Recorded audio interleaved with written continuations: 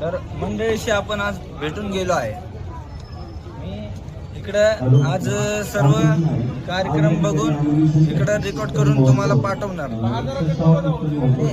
जे काय असेल ते तुम्हाला पुढं बोलणार।